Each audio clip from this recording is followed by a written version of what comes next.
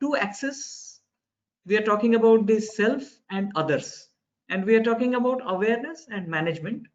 We discussed about self-awareness and self-management to a large extent.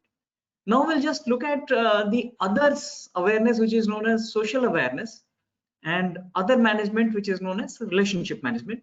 But primarily our focus would be on the social awareness domain. I will take you through what exactly social awareness is, and there are three components. One is empathy. A quick look at I would just love to look at your uh, response on the chat box. How many of us we have heard about empathy and think that empathy and sympathy are the same? If yes, that means you mean same. If no, that means empathy and sympathy are different. Quickly, if you can just jot them down. A lot of no's, lot of no's, lot of no's. All are saying no. Not a single yes so far. I have not seen a yes.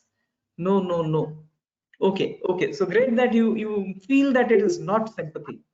We'll look at that. What empathy is. In this, we'll talk about empathy a little. We'll talk about how to develop empathy and what is the essence of empathy. Then we'll look at something very, very important for all of us who are there in this organization, known as organizational awareness. This is one of the primary component of social awareness, and also we'll discuss about service orientation. We have roughly about 10 minutes left. We'll try to conclude all these three things in about 6-7 minutes, so that we'll budget some time for the Q&A also. I'm sure there are a lot of questions. I was looking at the chat box. So quickly, let's go through each one of these terms and find out what are the techniques for developing this. That's important. You can see here, there is empathy is about not sympathy. Sympathy is actually when we are feeling compassionate within for somebody. But empathy is understanding somebody else's mindset, emotions, thought processes. Looking at a person, you can sense what is going inside his brain or her brain. That's what empathy is all about. Being in somebody else's shoes, as they call it, putting on somebody else's hat, understanding what can be going inside. So let's look at what are the components of empathy. What are those elements that constitute empathy? One thing that is there, what we said, understanding others' perspective. And second one, equally important, what motivates the other person? We all know, if you know this, we can win anything out of anybody. Knowing what's going on in the other person's mind and what are the things that motivates the other person. This is the key. This is about empathy. Now I'll narrate something very interesting about neuroscience of empathy. I don't know whether you've heard of this term. It's called mirror neuron. Quickly on the chat, have you heard of mirror neurons? Quickly. No, no, no, no, no from Prashant. No, lot of you are saying no. Let me explain what mirror neurons are. Yeah, a lot of response. I think somebody says yes. I think most of the people are saying no. Let me quickly explain what is mirror neuron. And one Indian scientist, his name is Dr. V.S. Ramachandran, who has been extensively working on this field of mirror neurons. Mirror neurons, let me explain in a very simplistic example. Like on the screen, you are looking at me. I presume you are observing me intently if my video is on your screen. While I'm speaking, there are some part of my brain which are actively involved. Like there is a part called the Broca's area. There is a part called the Wernicke's area. Some part of my brain is very actively vibrating, right? And some part in your mind, your brain, which is actively active because you are listening. So listening part is active in your brain. But what scientists have found out, if you take a brain scan of mine and brain scan of yours on a real-time basis, you will find in my brain, rather in your brain, the speaking parts are also active, as if they're resonating with my brain. And they say there is a typical brain neurons or neural cells, which mimic, which sort of, they tend to mirror what is happening in the other's brain at a subconscious level.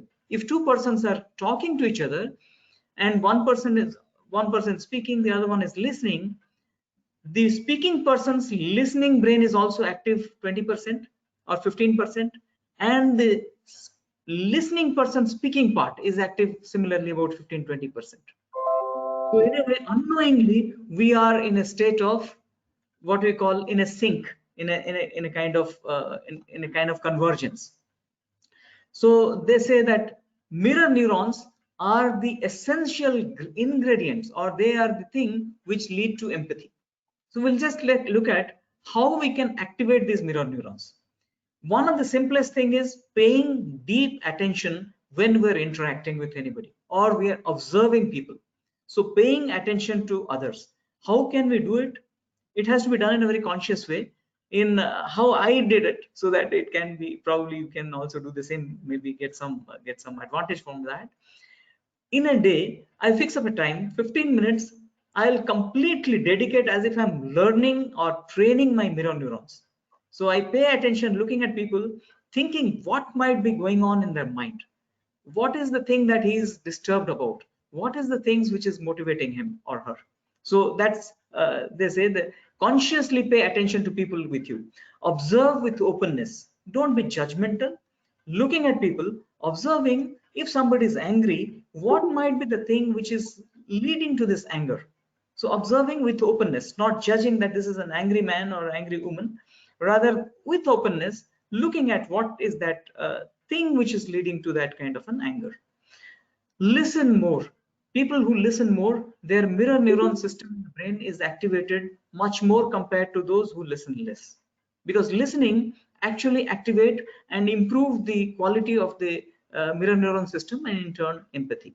So these are things we know, but now scientifically they have been validated, and they say the mirror neuron system, if you activate more, we will also be more effective in our life. We will be able to handle our own emotion in a better way as well. Now the fourth one is more important. It says, know the genesis of emotion. I said the genesis of emotion, where from this emotion emerged. Kahan se aaya hai emotion? So how to know that? Now we'll quickly go to the, if you recall, we'll quickly, are you all with me on the chat box? I'm finding that there is some disturbance in the line. Yeah, people are there, I believe. Yeah, they're there. So the genesis of emotion, will quickly go to the voting that we have done. Do you recall the voting that you have done in the beginning? So I'll take you through that voting process. Let's see what is the voting that had happened. This was the voting that we did. Treated unfairly, 37%, in fact 40 people voted in total. 34% said treating unfairly, being treated unfairly spike my emotion most. Some people said, if I am concerned about a failure which is likely to happen, about 4% said that is the thing that disturbs most. Feeling humiliated in a meeting, if your boss abuses you before your subordinates and your peers, you are feeling humiliated. 27% of people feel bad about that. Relationship affected. If my relationships were affected because of some of my wrongdoing, my emotion spikes and my freedom is curtailed. Boss says no, nothing doing, I will take the final call. You check with me before taking a decision, or you, before going home, you check with me, tell me. So that's curtailing freedom. Why I have taken these 5 different elements? There is a reason for this. We'll look at these 5. If you remember, what are these 5? Treated unfairly, concerned about failure, feeling humiliated, relationship affected, and feeling our freedom is curtailed. These are in fact called the 5 central things which lead to our emotions. Or emotions are generated from this. There is a model, a neuroscientific model known as SCARF. You can easily remember this. S stands for status, right? S stands for status. What is status? If you recall that when the boss abuses in publicly in a meeting, your status is actually diminished. You are feeling in front of so many people, your status has been degraded. So your status is affected, which leads to negative emotion. If the status is elevated, positive emotion sets in. C stands for certainty. Somebody said if there is a chance of failure in my future, I will be very unhappy, why my emotion spikes. So uncertainty leads to negative emotion or emotions which lead to stress. If certainty is more, then our positive emotions are more. Yeah. Autonomy.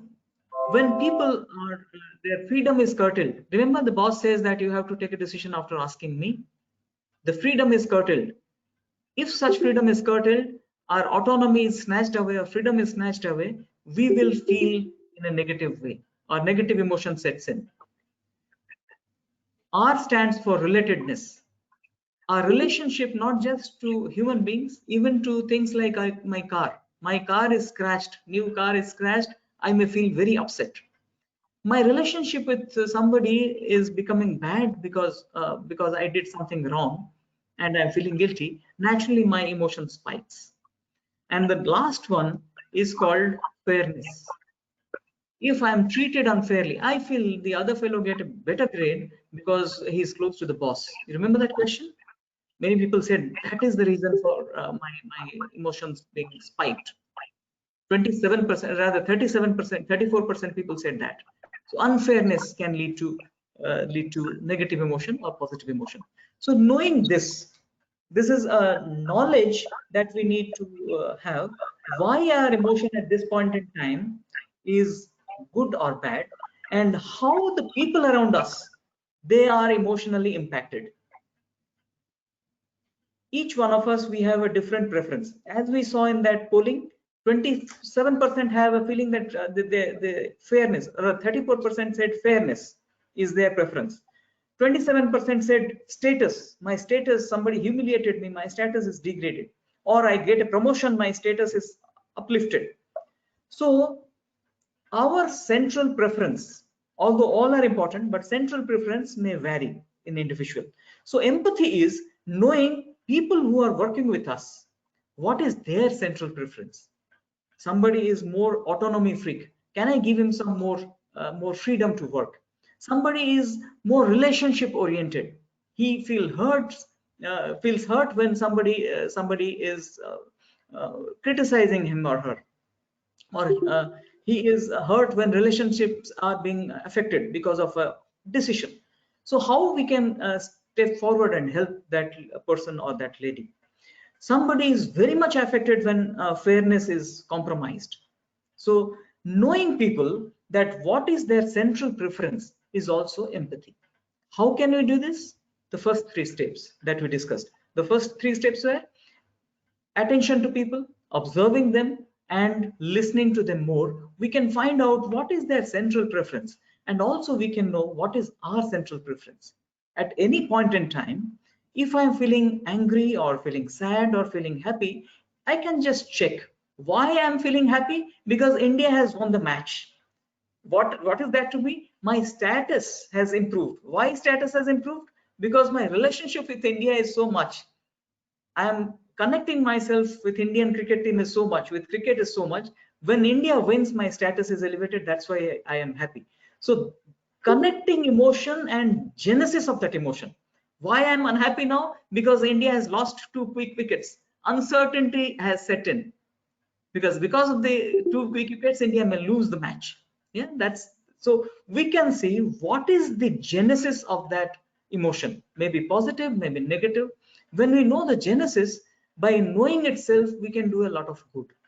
And by knowing the genesis an other person, my telling in a harsh way to somebody may demotivate him, because he is more a relationship kind of a person. He would feel that my relationship is getting snapped.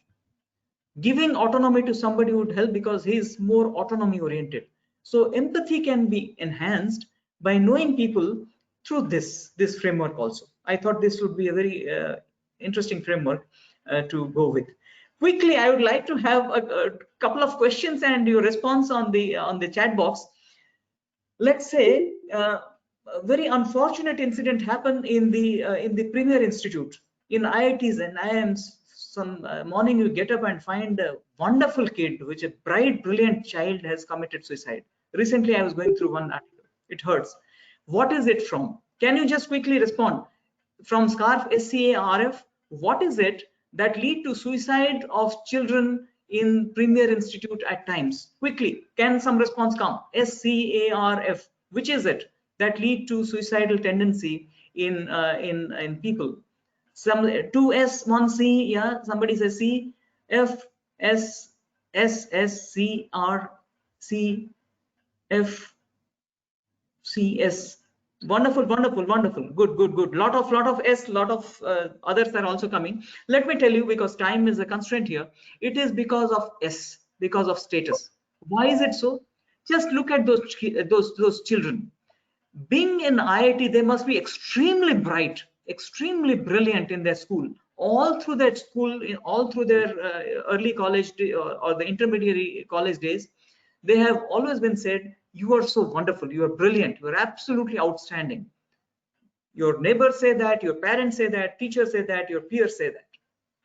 Certainly, this child lands up in IIT, where everyone is alike and his status is suddenly compromised. One fine morning, even the teacher says, "Are you a donkey? You can't understand this simple thing." So suddenly the status is affected. And as we look at the neuroscientific network, the status network and imminent death network, they are very similar. They say when the status is badly affected, our death network also is activated. So that's one of the reasons why depression and suicidal tendency occurs. So take care in your place. Never ever hurt somebody's dignity or try to demean somebody or affect somebody's self-esteem. It is hurting. And all other, we can have question, but we have, in the interest of time, we have to move forward. So it is about status. I am happy that many of you have given the right answer. So moving on, this is all about empathy. So in order to have empathy, we need to understand people and their preference and the genesis of their emotion. Moving on to the organizational awareness. The second one, if you recall, 3 elements. Second one is organizational awareness. Quickly, we'll just look at that. It is about understanding the organization's interrelations. Like if there are 10 people working with you, you not just know them, you also know their relationships. You know their preferences among themselves, who prefers whom, who has good relation with whom and who has bad relation with whom, or who appear to be good with somebody but is not so good, right? So knowing that is very, very important, especially if you are in a leadership role. Start learning this. I'll give you what are the tricks, what can we do about it as we move forward. The second aspect is understanding the processes in the system through which people are working. Understanding the processes and system, whatever procedures, whatever processes in our area that we have. The third one is knowing the enablers and the obstacles. Who are the enablers? Who are the obstacles in the goal? And which are the power centers? Most important, we need to know who are the power centers, who are the opinion makers over there, who are people who have to be taken care of and who have to be seen, given more importance. Time is running out, so I'll just take you through 2-3 things. This is to have a matrix, knowing that at least in mentally we should know that who is related to whom in what way. Mentally you should know, if I have X, Y, Z, 3 people, how X is close to Y or not, Y is close to Z or they are enemies, how they are helping each other or hurting each other. Knowing that is important for a leadership position. Repeatedly revisiting our process and system and try to find out how we can improve them. And finally, identifying those enablers and power centers, right? So moving on to the service orientation quickly. It is the ability to spot uh, where service is required. You can see that picture. Who is needing the service and how to give that service in the best possible way. I'll quickly get to the technique. The best technique is to find out gaps in your domain. Wherever we are working, whenever I am working, when all of us we are working, try to find out at least one gap in a week, where there's a lacuna in the system, where there is a process fault, where some people are needing some sort of developmental initiatives. So find out one gap where training is required, where some better housekeeping is required. Find out at least one gap in a week and try to fill it. When we do that, our ability to understand the social requirement goes up significantly. And we can do it in a, we can manage a journal as a journal that every week I will start writing that this week it is my journal, right? And I would bridge this gap with a timeline, and take up a new gap to bridge every day. So I thought that much about the social